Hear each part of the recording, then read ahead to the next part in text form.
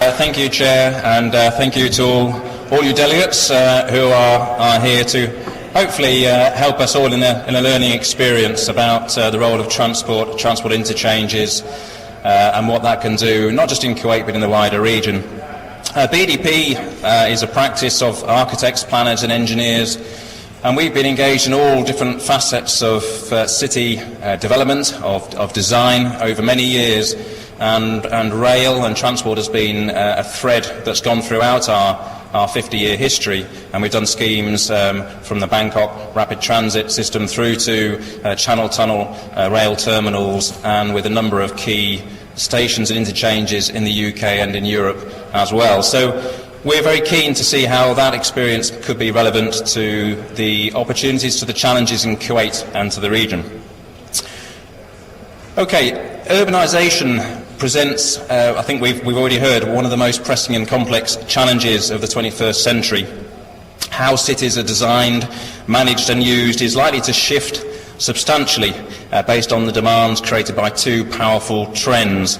One trend is a growing awareness of the threat or challenges of sustainability. The second is the rapid rise in the number of people moving into and living in cities. Combined, these trends call for a massive development of new buildings and infrastructure, along with new social and cultural institutions to accommodate the vast numbers of city dwellers without irreparably harming the environment. So, investing in rail is not simply a response to congestion, however bad that congestion might be. It's not fundamentally just about freeing up roads. Investment in transport infrastructure is actually a proactive means of planning the economic and the physical development of the city. And as such, we should not blinker our vision and look only at architectural and engineering challenges, about which we've heard a lot already this morning, but we should also look at the master planning of the district that is the host to this new infrastructure. Forward planning will make sure that the city derives the maximum benefit from the considerable capital investment that goes into the transport infrastructure. So this is important for the economy of the city, whether the investment is coming from the state or the public sector or the private sector. Transport investment is a one-time major investment which has got the potential to generate significant further multiples of investment if only the opportunity is taken to look at the districts which are impacted on by the new transport infrastructure. So very simply, I think my argument is that actually investment in transport infrastructure is actually a way of creating value in land, and that actually generates a return to those who invest in the infrastructure, which isn't just about the revenue of people using rail or freight using rail. It's actually about using transport infrastructure as a driver of real estate value. So I'll just go through that in a fairly simple fashion. First of all, I do want to just take us back to remind us all about how important our cities are economically. I think we've heard a lot about the technical challenges, and I just want to remind us that this is a broader debate that we need to be having when we're talking about transport investment. I'll look at the role of transport infrastructure in supporting economic growth. I'm going to address the role of transport investment in actually helping to shift city development to more sustainable models of urban development. And I'm also going to have a look at a few case studies of investment as well to see how they've acted as catalysts for investment and for change in those places where they've happened. And finally, just pull out some recommendations for you for how we get the best possible value for cities from investment in transport infrastructure. Okay, the first key point to make then, before even mentioning investment in transport itself, is to recognise the continuing and indeed the growing importance of cities as a focus for economic growth.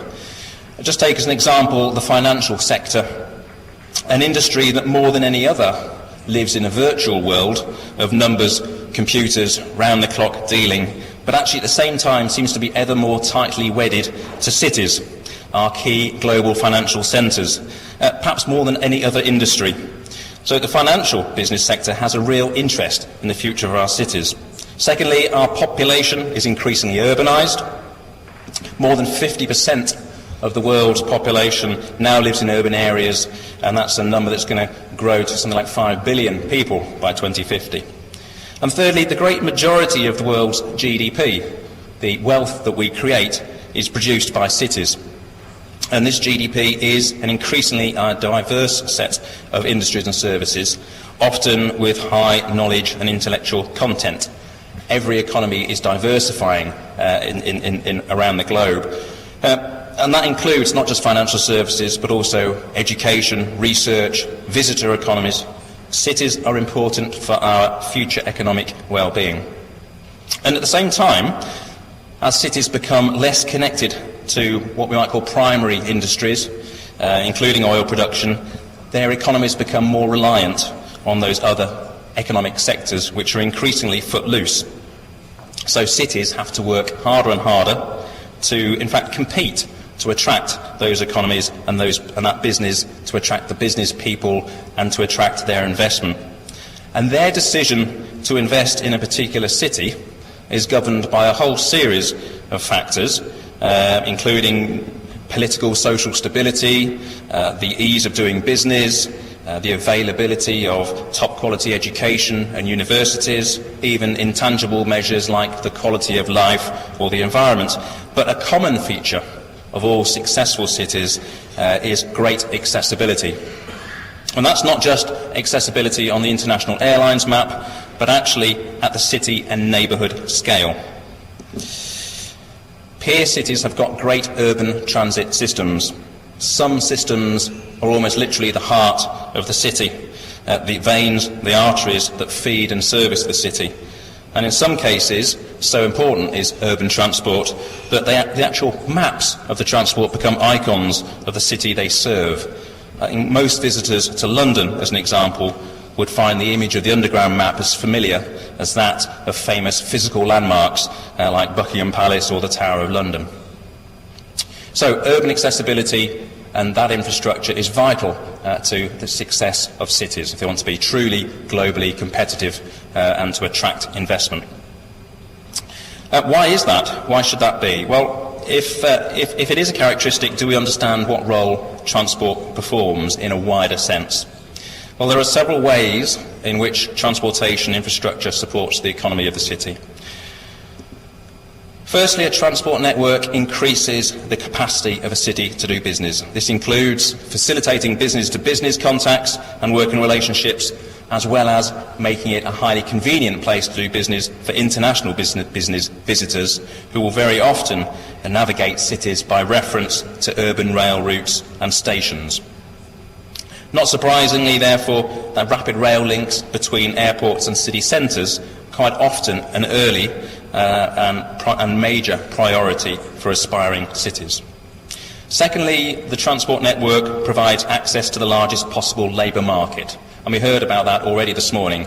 A workforce being within 15 minutes of the centre of Kuwait by car, no longer being possible, the need to put in place other forms of transit systems to ensure that the city continue to draw on a wide and large workforce.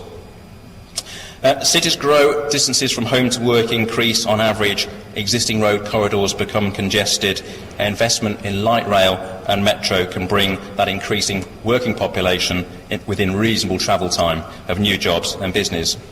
Thirdly, an efficient and comprehensive transport network supports the development of a leisure and a recreational economy in a city, which helps to underpin activity in urban centres through the day and into the evening, drawing visitors from close by and from further afield. And finally, a comprehensive network helps to deliver a networked city.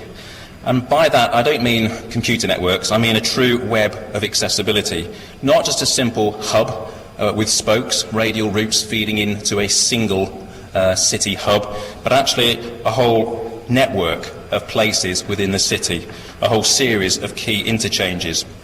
And to understand the importance of that, we need to look at how transport assists in promoting sustainable patterns of city growth.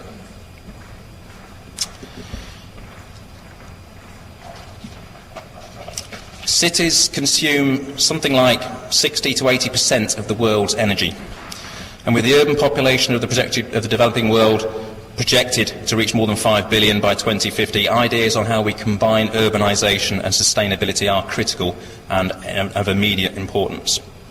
The United States experience of the relationship of transport, investment and urban development was a wave of urban sprawl that began to engulf the countryside, particularly in the second half of the 20th century, powered by US government policies which subsidised single-family housing, which paid for massive highway building and was underpinned by very cheap gasoline.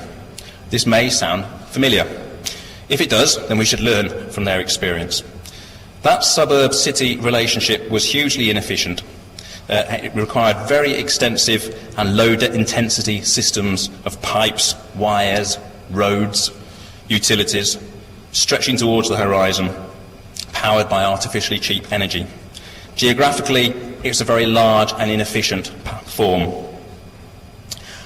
Instead, we should be thinking more about how we continue to grow the population and activity levels within cities without continuing to sprawl, to look more to compact city solutions, perhaps cities more like some of those in Europe than some of those in the United States. In fact, the fastest growing metropolises are actually elsewhere. They're not in the United States, or perhaps even in here or in Europe. They're in places like China, where they're promoting cars, building streets and highways as fast as they can. India also building a car culture. Brazil cutting down forests and converting land used for food production into land used for fuel production.